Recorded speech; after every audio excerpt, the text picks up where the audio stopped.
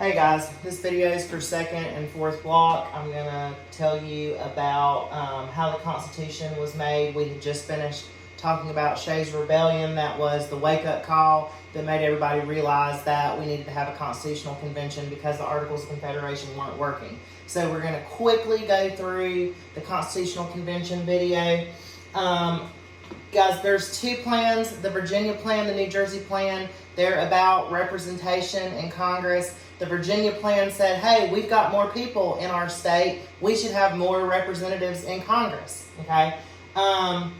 Which isn't too crazy of a thing. Guys, like, y'all have heard of the Virginia plan and New Jersey plan before this class. This should be a review about it.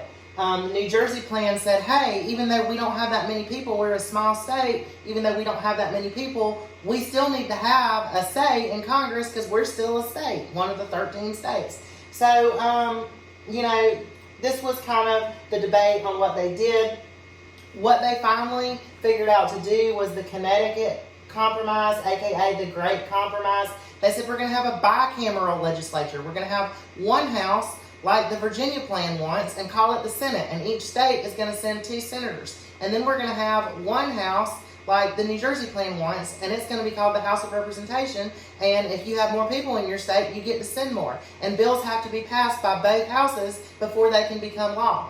So it was a really good compromise that they reached. The 3/5 compromise was also in there. The South wanted to count all of the slaves, because if the South counted their slaves, then they get to send more representatives to Congress, and they get to have be able to outvote the North, basically. So you would normally think like, oh, the South doesn't count the slaves aren't people, but in this instance, the South did want to count the slaves. So the part of the Connecticut Compromise, the Great Compromise, was the 3/5 compromise, and that said for every 5 adult male slaves, we're going to count 3 of them for representation, okay?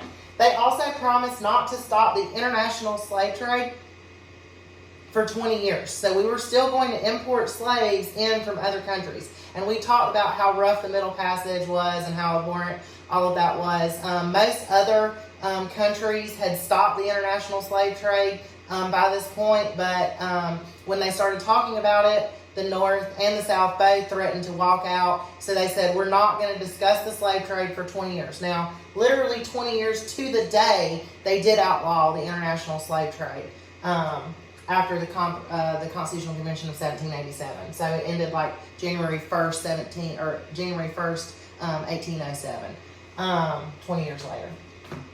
So, key features of the Constitution are limited government, no government is all-powerful, checks and balances. Each branch of government has some control over the other 2 branches of government. Separation of power, each branch of government has its own job that they do. And they kind of stay in their lane. Popular sovereignty is kind of that idea of democracy, ruled by the people. Federalism is also there, that we have national government, state governments, and local governments that all have power and all have things they're going to do. The executive branch, we're the first country to really have our own executive branch. The president's job is to enforce the laws that Congress makes. So, for example, he can lead the army, but he cannot declare war. So he is not an all-powerful figure in our country. He has to only do what Congress basically makes a law about, and then he can enforce it. Now, 2 groups came out after they finally agreed to ratify the Constitution. There were the AntiFederalists that said, we don't think the Constitution is done yet. We don't think that this is ready to be ratified.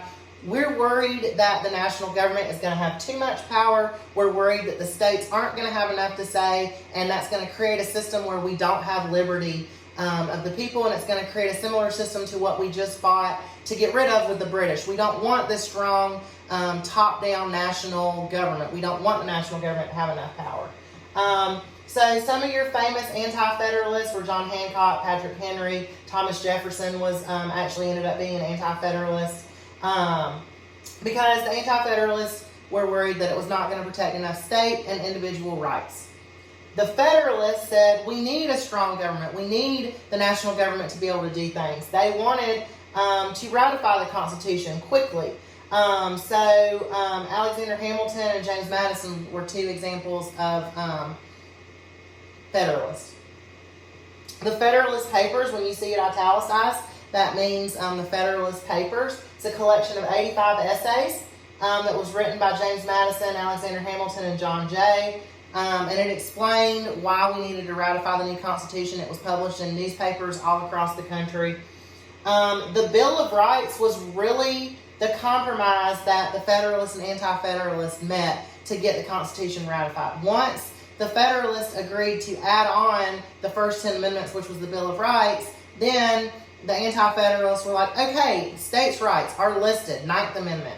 Individual rights are listed, 1 through 8. And the 10th Amendment gives rights to states, and the 9th Amendment gives more rights than what's listed. So it made the Anti-Federalists agree to ratify, okay? The first president was George Washington, and the Whiskey Rebellion happened under him. And basically, it's similar to Shays' Rebellion. The national government started imposing taxes because, remember, one of the problems with the Articles of Confederation is that the government could not impose taxes. So one of the things that they were taxing was whiskey. And a lot of these rural farmers out in western Pennsylvania made whiskey and almost used it like currency to trade back and forth. And, they'd say, like, I'm going to sell you, like, a gallon of whiskey if you sell me some meat or whatever.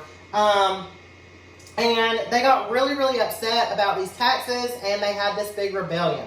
George Washington said, no, this is not a weak Articles of Confederation government. This is a strong United States Constitution government, and I'm the president, not today. He got on his horse, led troops into battle himself, and literally the Whiskey Rebellion people saw George Washington, who had defeated the British, which was the biggest, baddest military in the world. They saw him, laid their weapons down, and said, we don't want none of that.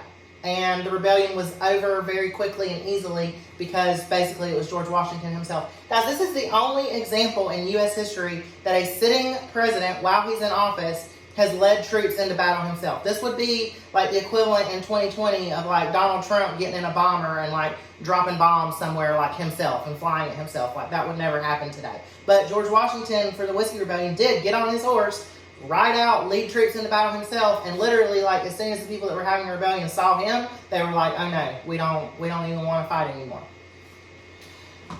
George Washington only served 2 terms. He hired a cabinet to advise him. He believed that America should stay out of other countries' business, and we should kind of be isolationists. He also warned against political parties. One of the things, only one president didn't serve 2 terms, that was FDR. But pretty much the rest of this stuff, we ended up doing at least for a while. John Adams was the first U.S. vice president. He became the 2nd president of the United States. He beat Jefferson in the 1796 election. He was also a Federalist, but he lost to Thomas Jefferson in the 1800 election. So Alexander Hamilton was a Federalist. He was the first Secretary of the Treasury.